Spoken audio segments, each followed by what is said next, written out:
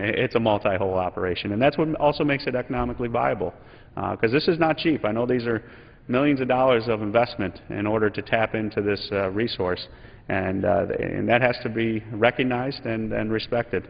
And I'll yield back to my colleague. Well, I think as we're talking about environmental record, it's certainly an area of concern that folks have raised. And as you've noted, or my other colleagues across the aisle from Pennsylvania noted, hydraulic fracturing was first used 60 years ago, actually in Oklahoma. And fracking has been a common practice and has been successfully used in over 1 million wells across the United States.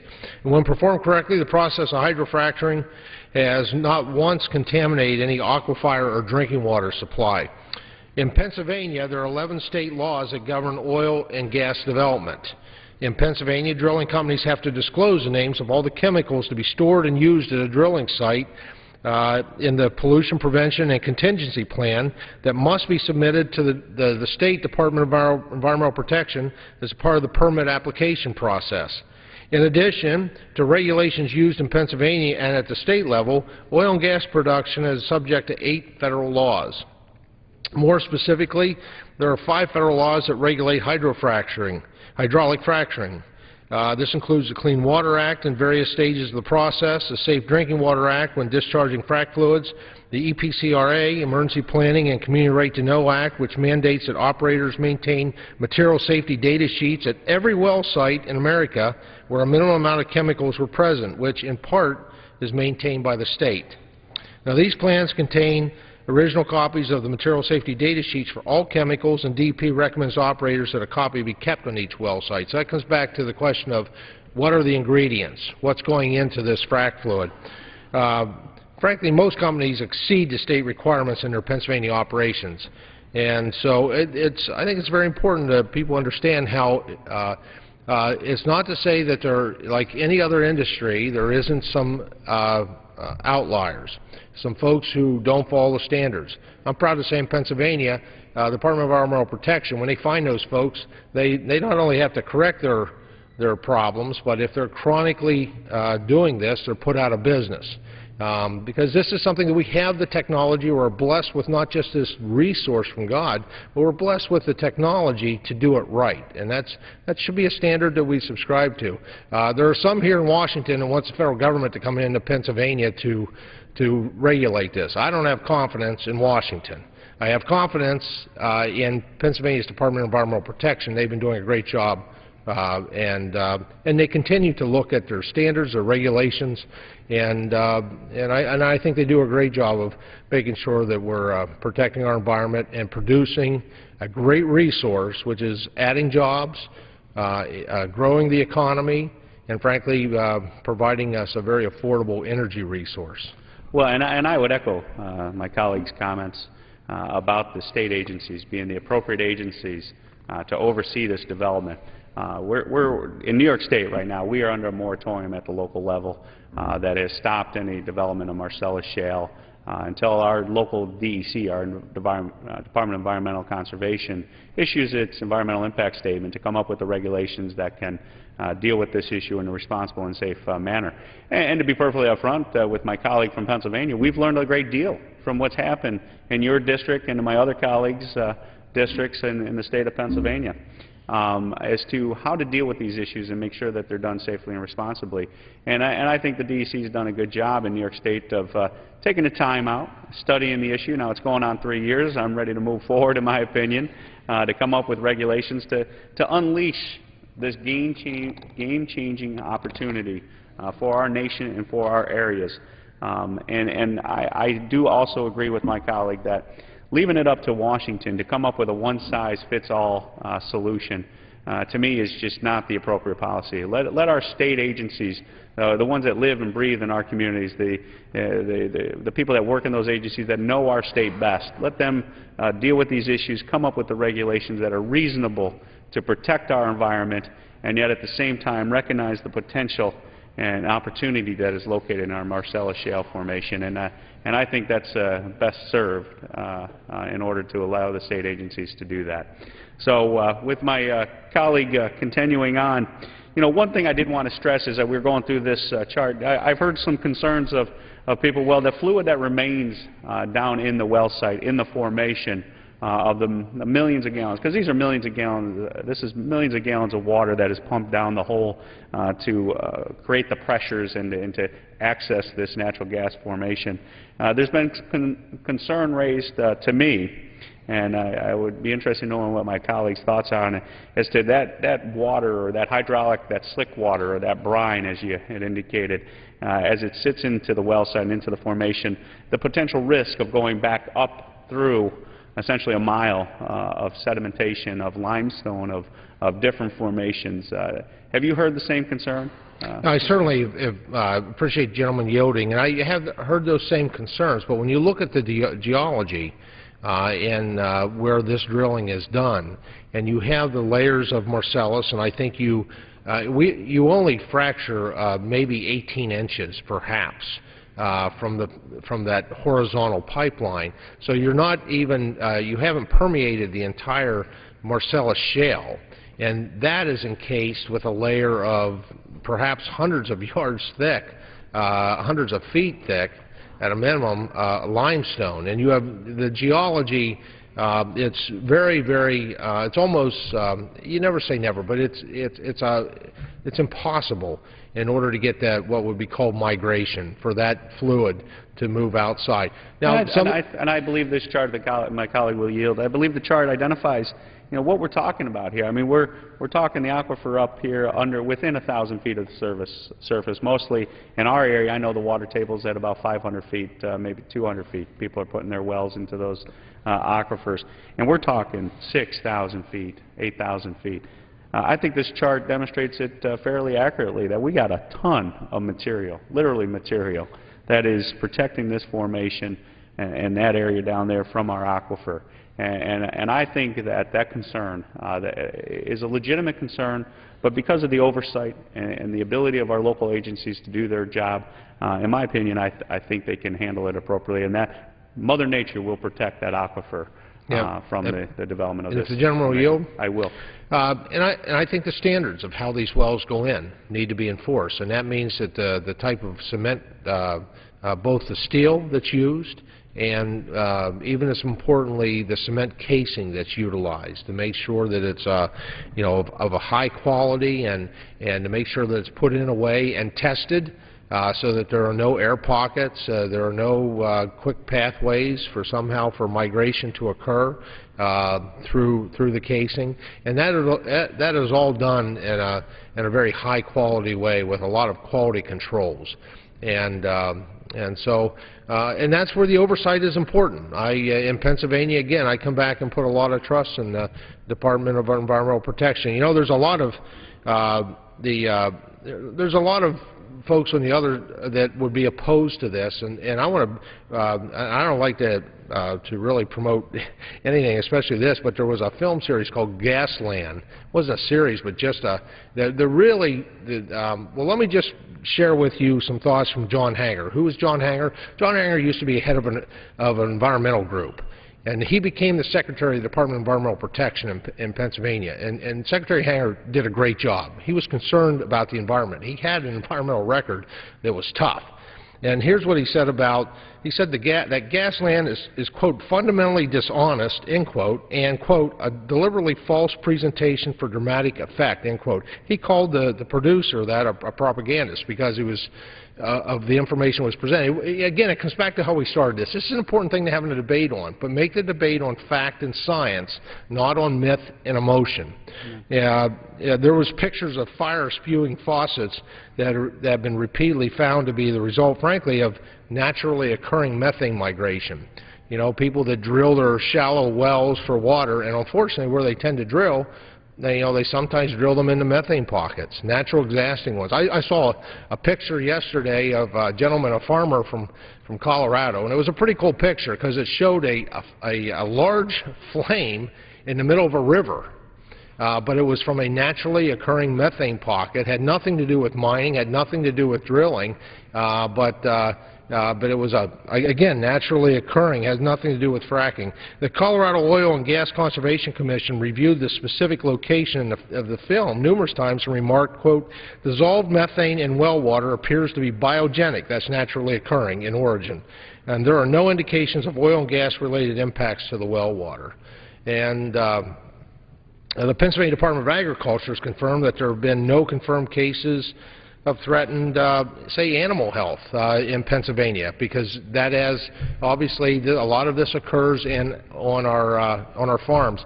I would tell you that the Marcellus gas has saved more dairy farms in my district than probably anything else in the past couple of years. When dairy farmers were losing an average of $100 per cow per month based on the fact that the federal government prices milk, and it's such a flawed system, this really has been a blessing for our farmer. I got a few farmers running around on new John Deeres or whatever their choice of tractors are for the first time in their lives, actually. And so it's been a really good thing so that we don't lose our farms. We're losing our agriculture acreage at an alarming rate, even on a daily basis across this country.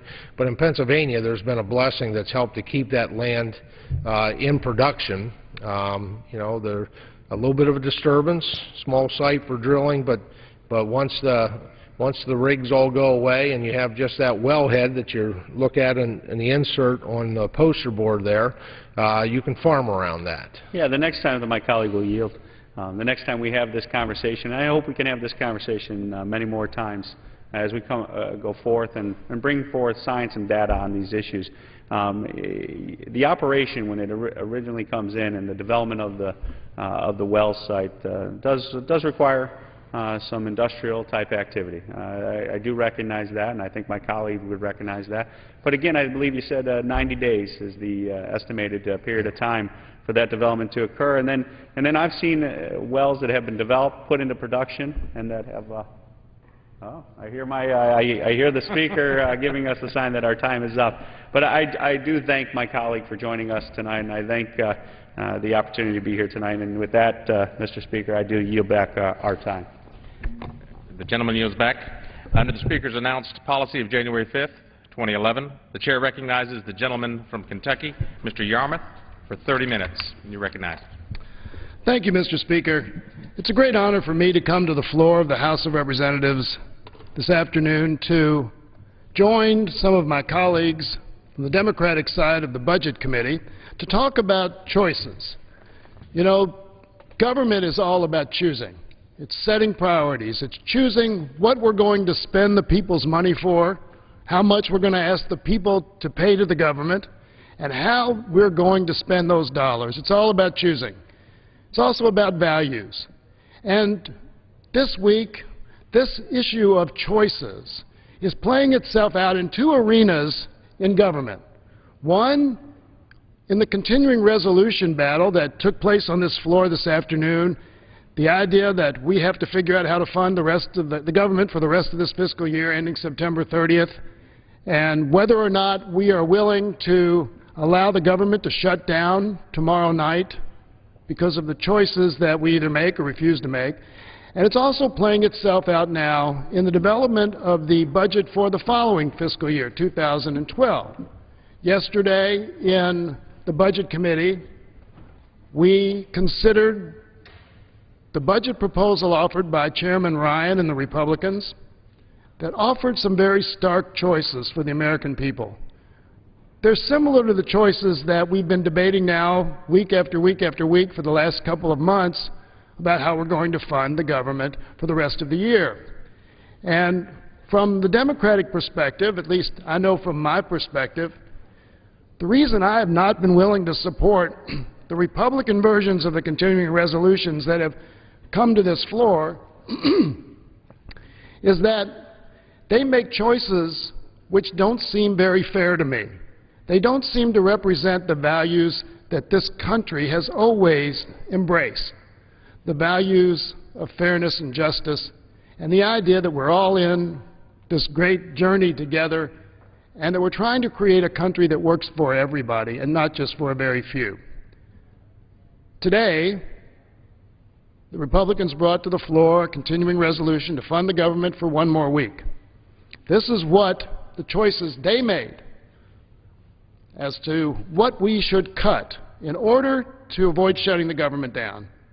They wanted to eliminate $143 million for school lunch assistance programs, $187 million for education for disadvantaged programs, school improvement funds, education innovative improvement programs, adult education, cuts the WIC program, nutrition for low-income families, women, and their children.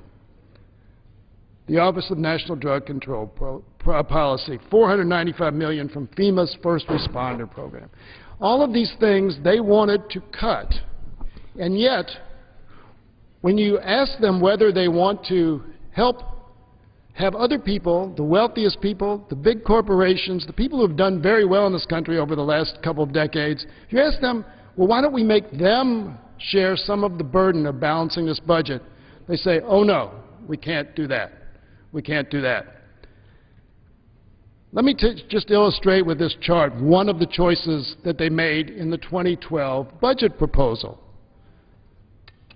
They chose to include, refuse to eliminate, $800 billion in tax cuts for the wealthiest 2% of Americans, and instead cut $771 billion from Medicaid over the next 10 years. This was a choice. Do we want to make sure that our senior citizens have access to nursing homes, that our disabled population has access to assisted living facilities and home care, our young, low-income, poor families, do we want to make sure they have health care, or do we want to make sure that the wealthiest 2% of Americans continue to have their cake and eat it too? Their choice in the budget and in the continuing resolution is to let those wealthiest Americans have their cake and eat it too, and let the most vulnerable segments of society pay the price of helping to balance the budget. I'm a big fan of political cartoons, and today's cartoon in the Washington Post, I think, said it all, because one of the other proposals that they made in their 2012 budget proposal, Republicans, was not just to maintain the tax breaks for the wealthiest Americans, but to increase them. They want to cut the maximum tax rate from 35%, which was the rate that it was cut to by the Bush administration. They wanted to cut it even further to 25%. In other words, a 10% additional tax cut for the wealthiest Americans. As a matter of fact, I offered an amendment in the hearing to rescind the Bush tax cut for only those people making over $1 million a year. Only those people making over $1 million a year. They voted it down unanimously, but here's a cartoon by Don Tolles in the Washington Post. It says, it has I won't name him, but a Republican member of the Budget Committee offering this platter. It says, more tax cuts for the wealthy. And the truly rich guy says, stop, I can't eat another bite. And the Republican says, sorry, everybody has to share the pain. This is kind of one of the choices that we have. It's stark. It's stark. Again, tax cuts for the wealthiest Americans, or health care, nutrition, education for the other 90% of the American people who have not done so well. So as we move through this process of choosing both as how we're going to fund the government until September 30th and how we're going to fund it into the future, the American people need to know whose side the Republican majority is on and whose side the Democrats are on. With that, I'd like to yield to my colleague, member of the Budget Committee from New York, Mr. Tonko. Thank you, Representative Yarmuth, and thank you for leading the next 30 minutes of discussion here, which I think are very critical to the lives of the American public and the American families, working families across our nation. You know, it's an honor to serve with you on our Budget Committee as we spent countless hours yesterday dealing with a saga of a budget for 2012. You know, just as we're trying to avoid a shutdown of America's government this very hour, they're also pushing through in rather rushed format a 2012 fiscal plan that takes the pain and suffering of the 2011 plan and expands it exponentially. They grow it drastically, the pain for 2012. And as you indicated, these are choices that we have before us. I believe firmly that our budgets, whatever level, federal, state, local, are a reflection of our values, our principles, our priorities. And that's where we're at now, whether we're trying to avoid a shutdown for the 2011 fiscal year, which is looming over us, or whether we're putting together the 2012 fiscal plan. It's about priorities, values, and principles that we hold near and dear. And so, you know, it's also a statement on an economic agenda. I have before me here this chart that speaks about the 1.8 million jobs that have been added since last year, since 2010. 1.8 million private sector jobs. You can see the precipitous drop that came with the red ink of the close of the Bush recession. And then early in 2009, we began to recover. We stopped the bleeding of the recession, and it's been a slow but steady and upward and forward climb as we have introduced new jobs into the private sector arena that allows us to now work away at that 8.2 million jobs that were lost during the Bush recession. Why we would want to stop that progress is beyond me. But the cuts that will be made here in the 2011 scenario that we're attempting to, by which we're attempting to avoid a shutdown, and the 2012 budget, where there are cuts to R&D, to science and technology. I had served as president and CEO of NYSERDA, our state's Energy Research and Development Authority, prior to coming here a couple of years ago. And I saw firsthand what science and tech means in terms of job growth and expanding the opportunities. And so these cuts that are part of the 2011 plan and the 2012 budget that we're dealing with in double-dose fashion will mean tremendous pain for our middle-class families. We need to commit to a jobs agenda. The people told Democrats and Republicans alike in campaign season, it's about jobs, jobs, jobs, and the economy. It's not about growing another price tag, draining our economy with the cost of a shutdown. We need to avoid that shutdown. And one of the concerns yesterday when we were meeting in the 2012 budget format was my concern, your concern, our concern as Democrats on that budget committee to avoid the end of Medicare. This plan, introduced by our Republicans on the budget committee, is called a road map. And I said it's a road to ruin for our middle class, for our working families. They want to end Medicare. End Medicare, a system that has worked for over 40 years for 46 million Americans. And what does it do? It shifts risk from government over to the senior citizen. It asks the senior citizen to dig deep into the pocket and then every year dig deeper. They're already suggesting that the beneficiaries' costs will more than double by the year 2022 and then more than triple by the year 2030. Is this what we're about? Are these our values? Are these our principles? Are these our priorities? I would say boldly, no, they are not. They are not. And senior citizens are already getting wind of this idea, and they are supporting our efforts to stop the end to Medicare, which is part of the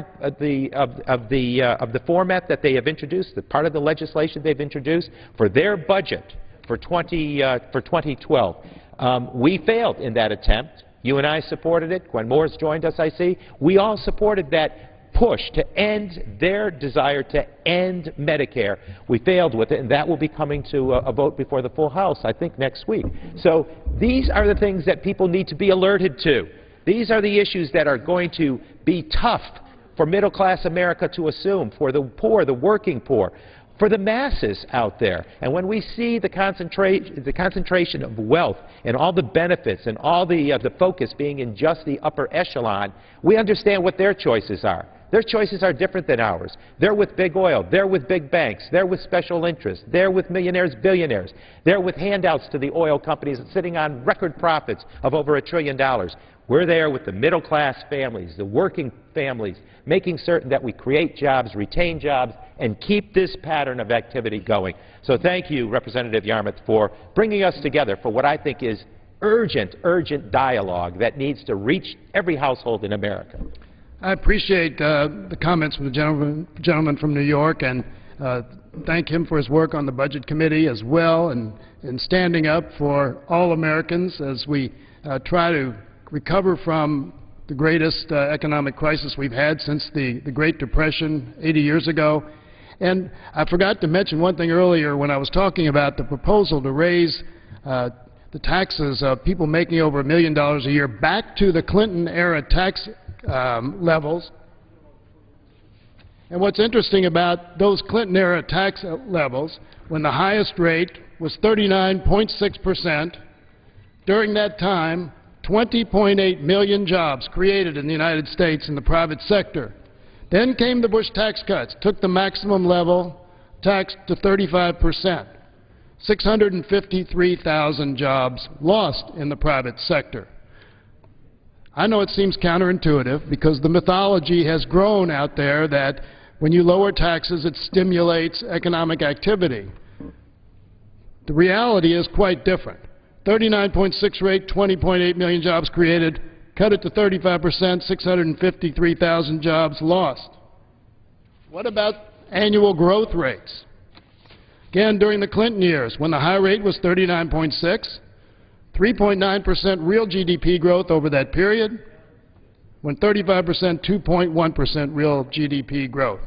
So the reality is that lower tax rates do not necessarily equate with better growth or more jobs. What they do equate with is a continuing separation of the very wealthiest Americans from everybody else. Over the last 30 years, the percentage of all the income earned in the country by the top 1% has gone from 9% to 33%. 9% to 33%. 33% of the American people, 33% of all the income earned in this country goes to the top 1%. They make more and they own more than the bottom 90% of the people of this country. So all we're saying is we know that everybody's going to have to share in this sacrifice to try and get our fiscal house in order. But we're only asking the most vulnerable people to share. The people who have been doing the best in this country, we're not asking them to even be have a little bit of an inconvenience. And someone who can speak so articulately and passionately about the wrong choice that the Republicans are making is someone who's come from that world, who lives with that world every day, who represents the great city of Milwaukee, our colleague Gwen Moore, and I'd like to yield to her now. Well, thank you for yielding, gentlemen, and thank you for putting together this special order. I can tell you that it has been very distressing to watch the progress of this budget being put together for the American people. And part of the distress, I think, is because of the sort of psychological warfare that is being committed here. I think that the Orwellian way that the budget is being presented, it's being presented as we have got to make draconian cuts in the budget, and in order to heal our fledgling economy, and especially we have to so-called reform our entitlement programs in order to build and to maintain them for the future. There's been a call for an adult conversation about this, a call for the facts and for the truth, and no accounting gimmicks and no gimmickry in this discussion of reforming entitlement programs. Democrats are admonished not to scare seniors with entitlement reform and to demagogue the issue. And yet what we have seen from the Republicans are these fire engine red colorful charts warning us of the burden that the aging baby boomers will impose upon the hapless taxpayer unless we adopt the so-called austere path to prosperity, which ends the entitlement to Medicaid, caps those benefits, which turns Medicare into a voucher, so-called premium supports, and which gives instructions to the Ways and Means Committee to privatize or to fix Social Security. Now, experts have told us, even though the Republican Budget Committee has told us that Medicare and Medicaid are driving the budget deficits and that they are the cause of this huge, tremendous debt, experts across the spectrum have told us that the real problem with health care costs is the growth of health care in the private market. We've seen health care costs double, in double digits, increase by double digits every single year. We've seen private health insurance premiums increase, double within the last 20 years. And so it doesn't matter whether you're a Medicaid recipient, whether you're a double recipient, a Medicare recipient who's also using Medicaid because you're in a nursing home. It doesn't matter if you're a large corporation, Harley-Davidson or Xerox Corporation. It doesn't matter if you're a small business operator. It doesn't matter if you're someone who is on the individual market looking for insurance. Nobody can afford to fuel these profits for pharmaceutical companies, $20 million annual salaries for insurance executives, and all of the other giveaways to wealthy insurance companies. Medicare was overpaying insurance companies by 14% until we enacted the Affordable Care Act. We cannot afford in Medicare Part D, the prescription drug program, we simply cannot afford to have a program where Medicare pays pharmaceutical companies for a large group like Medicare recipients and then not negotiate the drug prices as they would with any group. I mean, there are companies, large corporations with a much smaller pool of employees that benefit from negotiating for the group. And the law that the Republicans passed, the Medicare Part D, doesn't allow those negotiations. These are easy fixes. These are easy fixes that could reap us billions of dollars in savings. Social Security. Social Security, there's some very low-hanging fruit. If people would want to come to the table and negotiate in good faith to create a solvent situation for Social Security well beyond the baby boomer years, we could raise payroll taxes beyond the $106,800 cap that is now in place. But of course, our Republican colleagues have an aversion, as the gentleman has pointed out, for shared sacrifice. No one who earns money and who has reaped the benefits of this great American economy should be asked to pay taxes. Who should be made to pay taxes? Those suffering working class, middle class folk. You have shared with us earlier your chart where they're proposing to lower the top tax rate by 10 points, down from 35% to 25%. And yet they claim that this is a budget-neutral act. Well, come on now. You know, I don't have a degree from the Wharton School of Economics, but I can tell you that if it's budget-neutral and we're still going to receive those revenues, then that must mean that somebody else is going to pay the taxes. Am I wrong about that? I'd like to yield to the gentleman on that point. No, you're absolutely right. If we're going to be revenue neutral and we're going to cut the taxes of some people, the other people are going to have to pay more. And unfortunately, in this particular proposal, it's going to be the people who can afford it least. And I thank the gentlelady for her contributions and want to welcome another colleague from the Budget Committee, Allison Schwartz from Pennsylvania, who has been instrumental in developing the Affordable Care Act as a member of the Ways and Means Committee in the last Congress and the Budget Committee, and now serves as a very prominent member of the Budget Committee. I'd like to yield her time now. All right. Well, thank you very much, and I'm pleased to participate in on this conversation, and just want to make a few comments, and then maybe we can talk further about really what the Republicans proposed in their budget. And we sit on the Budget Committee. We went through 12 hours of what we call here in Congress a markup, but really it was a debate and a real reflection on the contrast between what the Republicans are offering to the American people and as a way to tackle what are very, very serious financial problems for the country. I think we all agree that they're serious, that we have to make sure that we take seriously the deficit and bring down the deficit over time and be able to get to a balanced budget at some point and begin to pay down the national debt. We all agree on that. The real issue here is how do we do it? What are the choices we are making? What's on the table for discussion?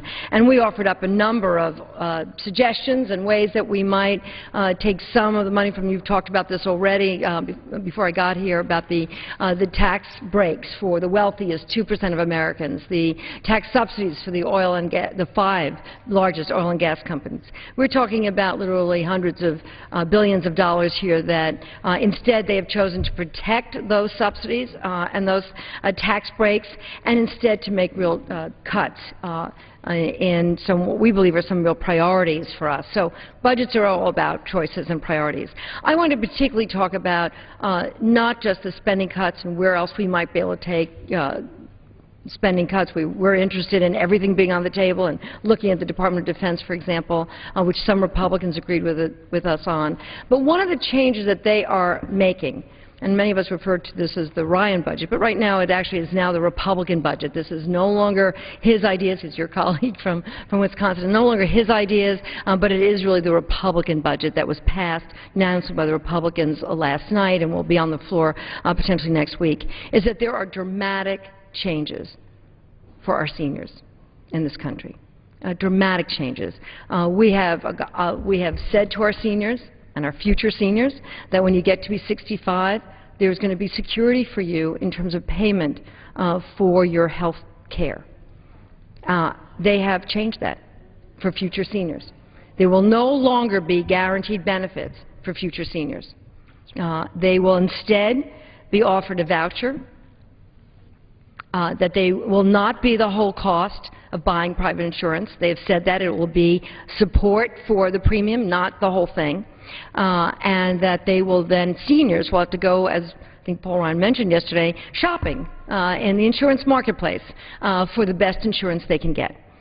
And when I think about that, it's maybe that sounds okay. You know, you can go shopping, you got a voucher in your pocket, it sounds like a coupon. You can, go to the store and you're going to be able to get a 80%, cost of it paid. However, this is health insurance. And what we already know is that the insurance industry is not inclined, before the Affordable Care Act, to cover insurance for sick people. They didn't want to cover sick kids. We had to pass a law that said you can't discriminate against sick children. You have to let them buy health insurance and cover that illness. They certainly don't want to cover sick adults. Well, when I go to talk to a group of seniors, and I will often say to them, I can be in a senior center, any number of places we all visit as members of Congress, and I'll say, okay, I'll be a group of 50, 100 people, and say, any of you take any medications? And they all laugh. Well, of course I take a medication. I said, and you take 2 prescription medications? They, of course. And you take 3 or 4. These are a healthy group of seniors. They look healthy to me, they're out and about, they're listening to a member of Congress. And I say, well, how are you going to go out and buy insurance that's going to be affordable for you? What we know and what seniors tell us is that they know that if they go to a voucher program and there are no longer guarantees, that they will no longer have guaranteed benefits, that their voucher will become less helpful over time as expenses go up, that there will be no controls on how their taxpayer dollars will be used. So let me just open it up. I'll just end, if I may, with just to say that seniors know that privatizing Medicare, and that's what this is, it's privatizing Medicare, will limit their benefits, will be obstacles to care and on certain reimbursements, that co-payments for primary care or co-payments for specialty care could be quite significant, that there could be exclusions for certain services that they need, that there could be discrimination based on income and age and illness, and there's more uncertainty if they face a serious illness going forward. So I just wanted to show two charts that maybe we want to talk about as we go forward. One of them is to just follow up on what I said about choices. That here we are faced with a choice that the Republicans have made, which is to give tax breaks for wealthiest Americans. It's going to cost about $800 billion. And instead, they're going to dismantle, this is the case of Medicaid, which is really about seniors in nursing homes, frail elderly in nursing homes, cost about $771 billion. That's the decision they've made. One of the choices. And we can talk more about how we've bent the cost curve. If we use that language on Medicare, we've already taken some serious action. But let me turn it over to my colleagues. Happy to have further conversation about what this budget, what this Republican budget means to seniors across this country. Thanks. And I'd like to yield time again to Mr. Tonko, who has another illustration he wants to give us. Thank you, Representative With 2 Yarmuth. minutes left on our time. You know, I'll do this quickly because I know time is ticking away. We all mentioned the concern about Medicare and how they're going to privatize it. Well, here it is, the end to Medicare. This is the buyer beware chart. This shows the Republican proposal in $2022 and the Medicare model in $2022. And the voucher simply isn't going to cover much. 32% they're suggesting. 32%. So that leaves a $12,500 price tag to be assumed by, you guessed it, the senior. Dig into your pocket. Under the current Medicare model, it leaves you with a $6,150 price tag. So it's going to more than double the commitment from the senior citizen. This is the buyer beware chart. You know, the happy shopping spree isn't so happy. And Representative Yarmuth, I just wanted to point that out. Bar graph shows it plain and simple. Buyer beware. This is an attack on middle-class America. It's an attack on the system that has worked well for so many decades, and certainly it's a priority that is not ours. It's theirs. We're for the working families of this country, and we'll continue to do that fight. And again, a perfect illustration of the choices that we face as a country as we move forward over the next decades. We know we have fiscal problems. We know we have very difficult choices.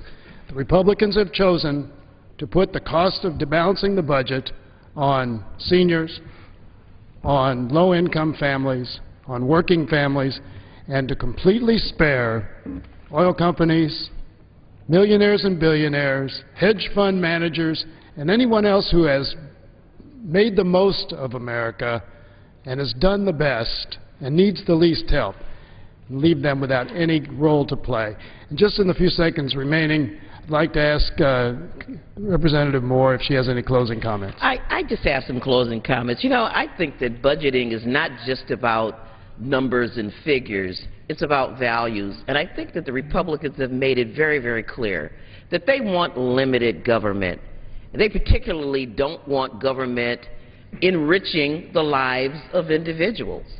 But you would think that they would want to protect some things that are not individual things, like clean air, clean water, food safety protection. And they're eviscerating all of these programs as well. Research for cancers, the creation of green energy jobs, the community development block grant programs. The gentleman's time from Kentucky has expired. And so I yield back. Thank you very much. And I thank my colleagues from the Budget Committee for joining me, and thanks to the American people for paying attention to this very important process we're in now. And we yield back. Thank you for yielding back. Under the Speaker's announced policy of January 5th, 2011, the Chair recognizes the gentleman from New Mexico, Mr. Pierce, for 30 minutes. Thank you, Mr. Speaker. The It is a pleasure to address the House tonight and talk about the issues that are burning across the country. Before I get into the economic discussions, and my colleagues from across the aisle, good friends, have brought up many things that are worthy of discussing. But before I get into that, I'd like to talk just a bit about our Constitution. I think that if we as a republic are not aware of the importance of the Constitution, then we tend to diminish it, we tend to walk away from it, tend to not give it the credibility that it deserves, and that is highly risky for every one of us, but especially those people with very little or no status. The Constitution is basically the agreement, the contract between our government and the people. The Constitution is the only thing that limits the power of government. It is the instrument by which we people have our rights guaranteed to us, and any time we begin to diminish or say that the Constitution is not valid, then we put at risk our own freedoms. And one of the ideas of the Constitution was that it was replacing something previous to it, the Articles of Confederation, were what our founding fathers originally came up with. Very soon they realized it had great deep flaws. One of the flaws that they found is that interstate commerce going from one state to the next did not act like it was inside the same country at all. Instead, the commerce was stopped at one state line, taxed as it went through that state, stopped at the next state line, and products became so expensive they could not move to market because of the taxation, the accumulated taxation from one state to the next. The Founding Fathers recognized that to be a problem. Almost immediately, they convened the Constitutional Convention, and one of the prime articles that they were talking about in that Constitution was the Commerce Clause. They felt it was necessary to address that in order for the country to be prosperous, for it to move forward. James Madison later wrote in his Federalist Paper number 56 that what are to be the objects of federal legislation. He's addressing that question of where are we to go with legislation, and he said those which are of most importance, which seem to require local knowledge, are commerce, taxation, and the militia. So he was visualizing a very limited role for government, a very strict role for the Constitution, and one of the elements of that Constitution was to be the commerce between states.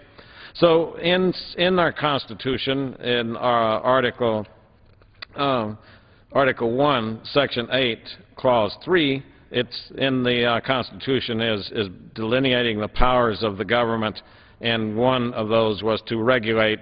This Clause 3 states that the Congress shall have the power to regulate commerce with foreign nations and among the several states and with the Indian tribes.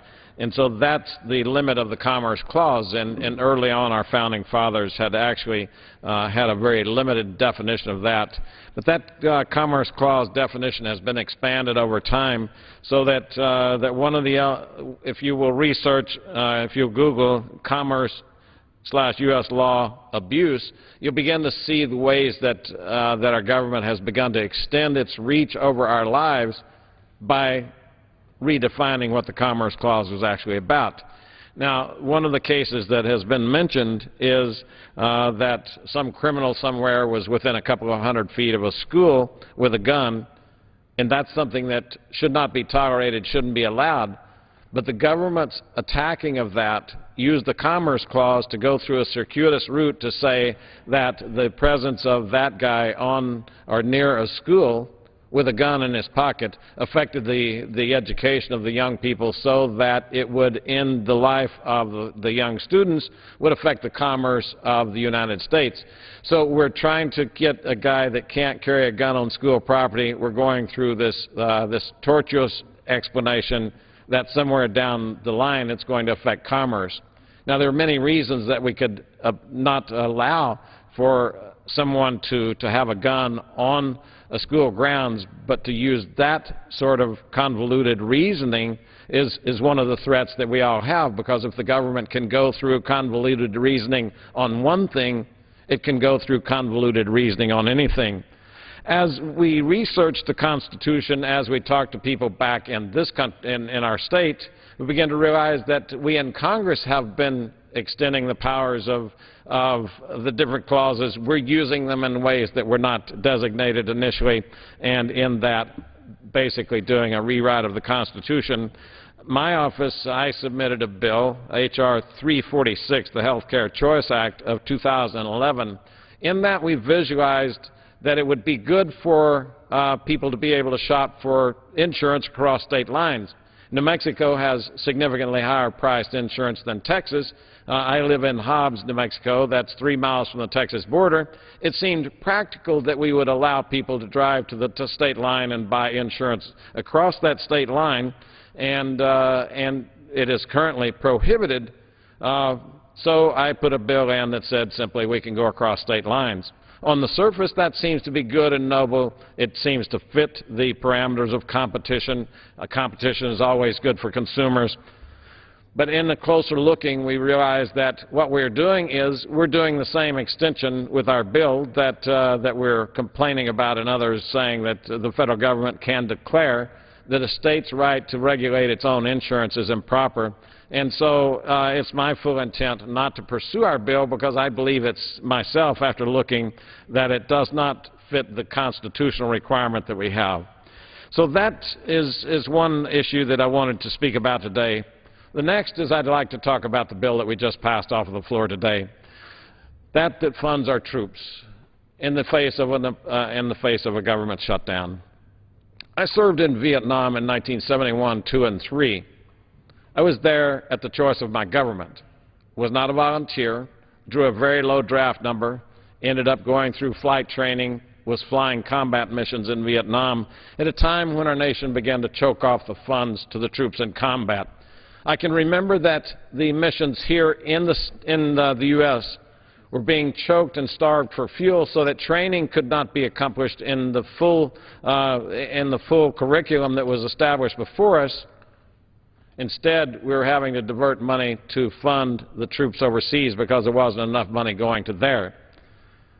I have a real problem with us using our soldiers as pawns in this particular case. So I think I voted against the last continuing resolution as one of 54 Republicans that voted no. But in this case, this continuing resolution said, let's take the troops off the table. Let's have this discussion about where we're going to fund and what we're going to fund, but let's not leave soldiers in combat while we're discussing how much we're going to fund or not fund the government. That, to me, is the only thing that we should be doing. Of all the people that we should not hold as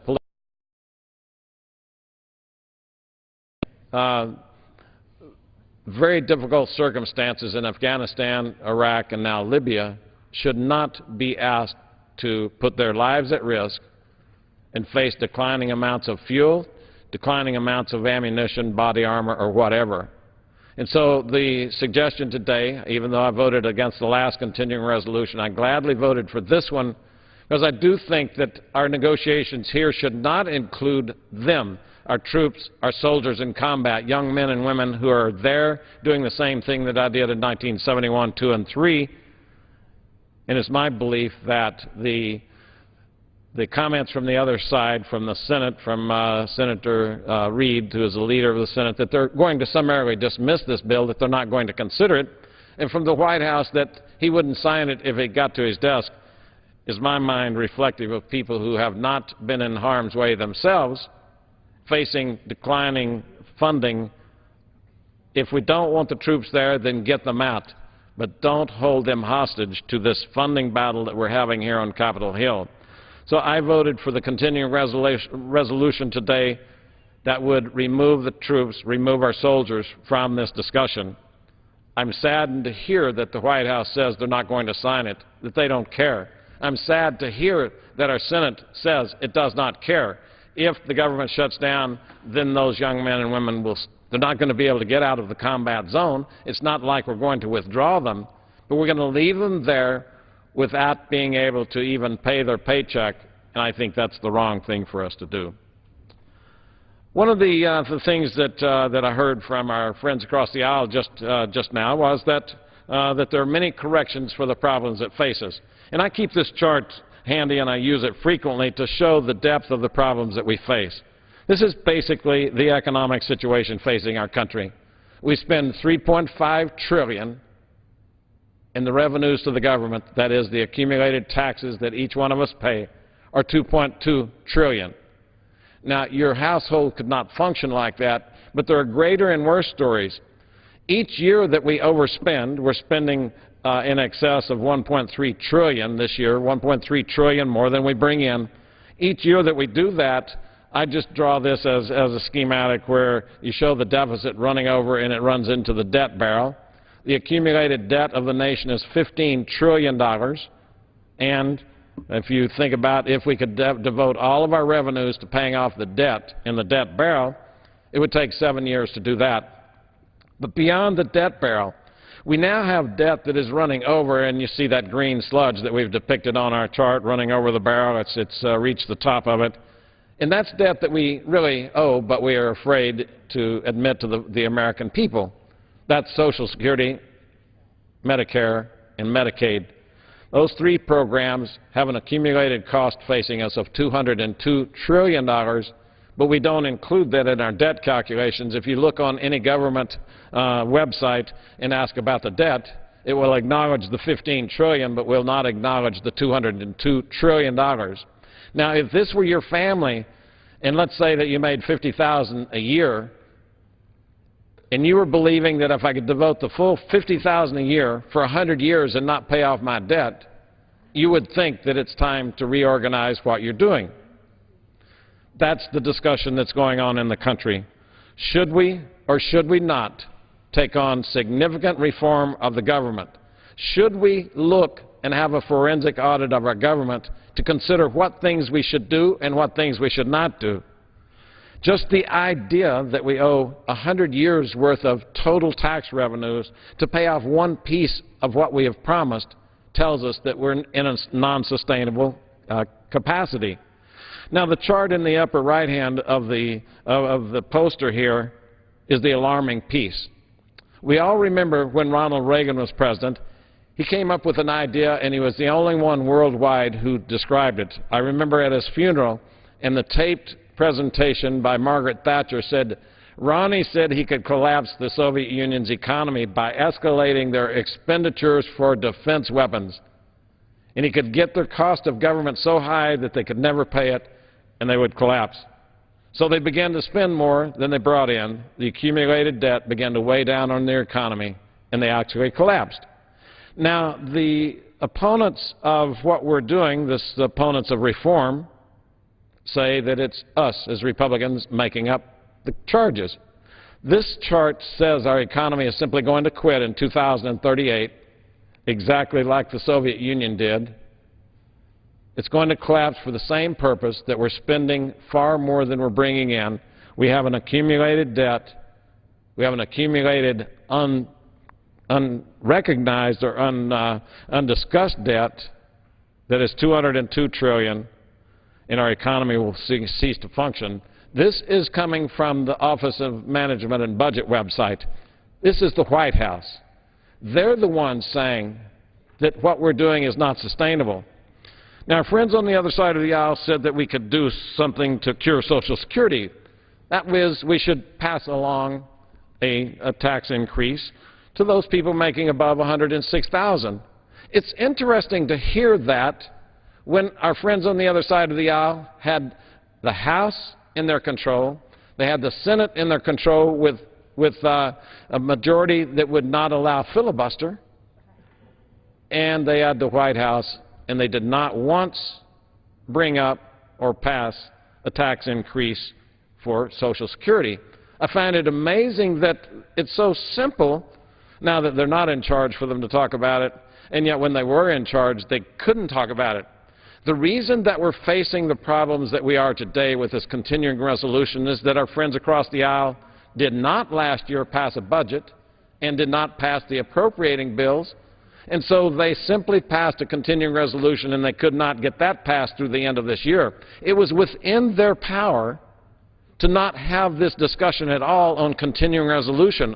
All they had to do was fund the government through September 30th, and everything would have been fine. We would have had no course to change anything.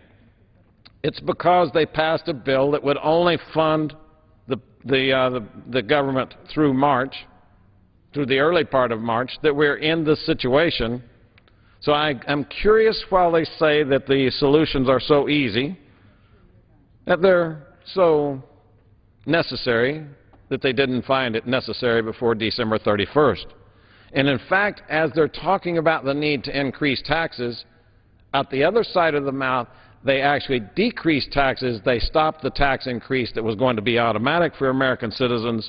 And so my feeling is that I'm hearing discussions which are not sincere, which they had within their ability to change, but did not. The idea that we are making draconian cuts in our request, the Republican request for this continuing resolution, you hear that word often, that they're draconian cuts. I always let people decide for themselves. The cuts that we're talking about, we spend $3.5 trillion. The Republicans have suggested cuts at a maximum of $61 billion. And so what would that decrease $3.5 trillion to? I think it's important to assess that in order to decide if the cuts are draconian. Our cuts, $61 billion, take 3.5T down to 3.44. And I always ask people, is that draconian? And I've never heard one person in any town hall say that's draconian. They're in fact alarmed that that's all that either party is able or willing to do about the accumulated debt, about a deficit that is $1.3 trillion, about the inflation that is now rushing our way, and they're saying it is enough, stop it, do something about it. Do a forensic audit of the entire government and begin to defund those things that don't make sense, the things that are no longer effective, the things that are duplicative. We've got duplicative agencies across the spectrum of government. Sometimes more than 100 agencies do the same thing. That's 100 different overheads doing the same thing. Now, if our government was a business, it would be broke. And the truth is that our government is broke and is going to be broke worse. And in fact, we're all seeing the effects in our personal lives. You hear many times that those oil companies are driving up the price of gasoline to $4 now. It's the evil oil companies. I believe that it is exactly opposite. In order to fund the $1.3 trillion deficit that we don't have the revenues to produce, we find that our Federal Reserve is printing money. It is in the printing of money that you devalue the money that is in your pockets at the current moment. If we can create monopoly money out of thin air, then it depreciates the value of what you have in your pocket. If only oil were going up in price, you could maybe make the argument that it's the evil oil companies. Maybe you could say it's the instability in the Middle East. Maybe you could say whatever. But when we see the price of vegetables skyrocketing, when we see the price of gold skyrocketing, the price of silver has gone up almost 30% in the last month. 30%, and you would have to say, well, is there a greater demand for silver? Is there some new manufacturing program that is now using silver that didn't before? That is, did demand drive the price up? And you say, no, silver's not used for one thing today that it wasn't used for a month ago. And when you look at all the prices across the spectrum increasing, you have to acknowledge that the problem is not that companies are driving prices up, but instead the value of the dollar is decreasing. That's because we printed almost $2.6 trillion in money last year. We created it out of thin air. That then depreciates the value of the currency that you have in your pocket in your bank account, and it's that reason that we're seeing inflation begin to skyrocket. The price of gas, food, oil, everything is going up because the money in your pocket is worth less. That's going to continue as long as we do this. Another problem with the country's economy, when it spends more than it can bring in, and when the accumulated debt is so high, our bankers begin to worry the same as your bankers would worry if you were living this way personally. They would begin to worry that you could pay your house off. They would begin to call you in and speak with you. Our bankers for the United States government have been primarily China, Japan, and U.S. companies buying our Treasury bills. That's the process by which we loan money to the U.S. government. But because of this accumulated position, the Chinese have begun to say, wait, we're not going to buy so much of your treasuries anymore. We're going to decrease our holdings. And so they've begun to sell treasury bills rather than buy them. The Japanese have got their own problems, and so now they're not willing to buy much debt from us. And this year, the largest single private buyer of U.S. Treasury bills said no more. We think the risk is too great that we'll never get paid back. We think the risk is too great that this system is not going to work. So this year right now, our Federal Reserve, which is an arm of the government, which receives its money from the government, is in fact lending money back to the government. So we're giving money to the Federal Reserve. They're turning around and loaning it back to us with the other hand. Now, if you were doing that, your banker would say, well, that's you're having to counterfeit. You're creating value whereas there's no value, and I think I might call your note. We're in the process of finding that the note is due. We see that the country has a course in front of it that simply discontinues our economy, that simply we fail exactly the way that the Soviet Union economy failed, and we're having discussions on the floor of the House about cutting this from 3.5 to 3.44. This 1.3 would go to 1.24. And we're saying that those cuts are draconian, and I will tell you that we're not even approaching the cuts that need to be made. In these programs alone, Medicare and Medicaid, we're told annually that the fraud, not the waste, but the fraud is about 20%. And yet we can't find it within ourselves here to address that problem. We're afraid of what the ads might look like on TV if we actually began to take this on. I watched 60 Minutes a couple of years ago, and the fraud was discussed by a guy from Florida. He's from Miami. He had been arrested for fraud. He was selling $400,000 worth of medical things to Medicare patients every month. He didn't actually have any inventory. He was just billing the government, and they were paying him $400,000 a month. No inventory. He had a storefront because he said, oh, yeah, those guys from Medicare drive by. They'll see if you had a store. So I had a store, and he said I put my name on the door. I didn't actually have any inventory. It was never open, never actually did anything. He said I actually made it into a little game. He said I charged the same woman every month for 4 prosthetics just to see. He said I don't know if she needed any or one or none. He said they never caught it. He said I did it month after month. He said, so yeah, you got me and you're going to put me in jail for 12 years. He said at $400,000 a month I can stay there a while. He said the main thing is I still have my mailing list, and I'm going to rent my list to someone else while I'm in jail, so I'm going to make a lot of money in jail too. So even if he's going to jail, the fraud continues. That's 20%. That approaches $90 billion for one program and $60 billion for the other. And we're talking about cutting a total of 61 up here. Americans are fed up. They're afraid of the future. They're afraid of what they see being unleashed here. They're frightened that we're printing so much money to try to make the scheme work. And they're saying enough is enough. Now, I believe that we can make cuts without cutting programs that are essential to people. And I do not think that we should do things which harm those neediest in society. But there are many, many programs where we can make the cuts, and we should. The outcome, if we don't, is extreme. The outcome, if we don't, is the loss of the economic status of this nation. The Soviet Union broke into small pieces, small countries. You're seeing states right now nervous and anxious about the future of the federal government. So they're beginning to say, we're going to take that function on ourselves. We're not going to trust that the federal government can fix this. They themselves are in terrible shape.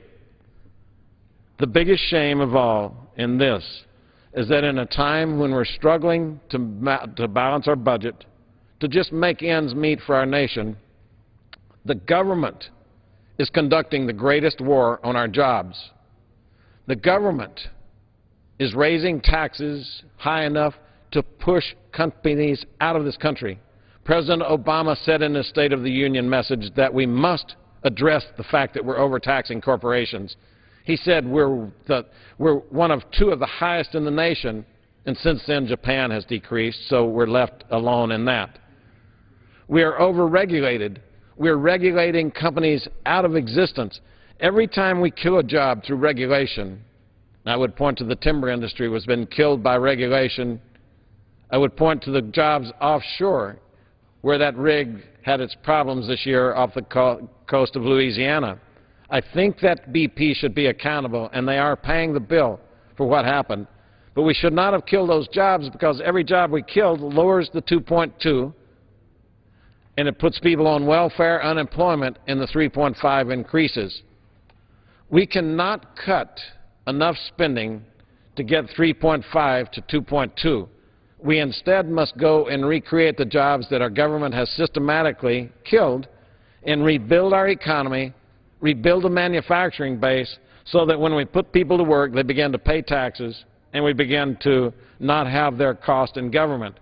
In that case, we're growing the economic base, we're growing the revenues of the government, and simultaneously we're cutting the cost of the government. The only thing that makes sense for us in rescuing our economy is for us to grow the job base. And at a time when we are alarmed at what we're seeing economically, then we find the government most hostile to new jobs. Just recently, within the last week, we've been in discussions with the Fish and Wildlife Service, who, out of the blue, decided to list a lizard as endangered in our state. They cannot declare that it has different DNA from the lizards that are not being put on the list. In other words, it's just a variety of a lizard, not all lizards. And they can't show a DNA difference, so over some small, minute difference, they're going to possibly shut down all of the oil and gas wells in southern New Mexico. That means more people on welfare, more people on unemployment. It means fewer people paying taxes. Up in the northwest part of the state, the EPA recently put out a ruling that would cause 3 of the 5 generators in one generating station to shut down. So at a time when we're facing rising utility costs, we're facing rolling blackouts, we're going to put 3 generators offline.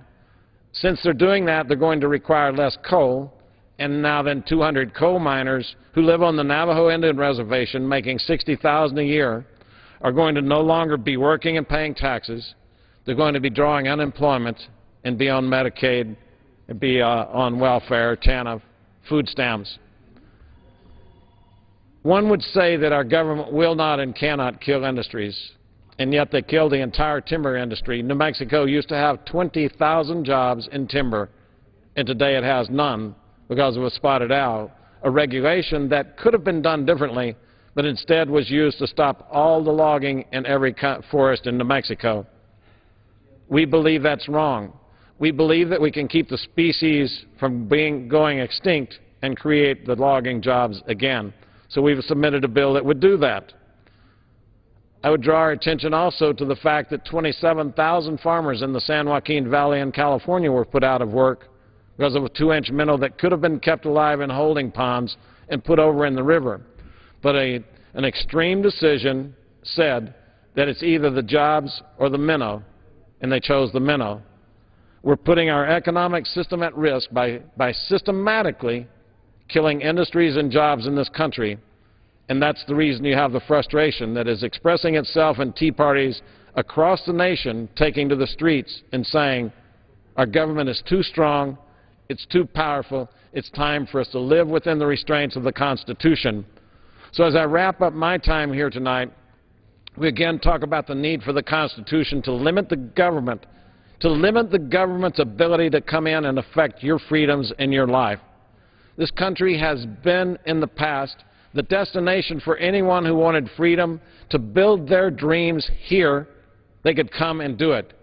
we're beginning to choke off the ability for even our own citizens to find their dreams and make them come true here. We're doing it one business, one industry at a time through taxation, through regulation, but more we're doing it through the unstable currency that we're creating through the printing of money. It is time for us to get our fiscal house in order. It is time for us to recognize that the future is at risk, according to the OMB and the CBO both. If we don't act now, then we will not have an economic future any stronger than the Soviet Union. So it's my hope that we will begin to act as Americans today, not as Republicans or Democrats, to look at the challenges that we face, to take them on, and to address them in ways that the American people say, yes, that is an appropriate action, that is a correct action.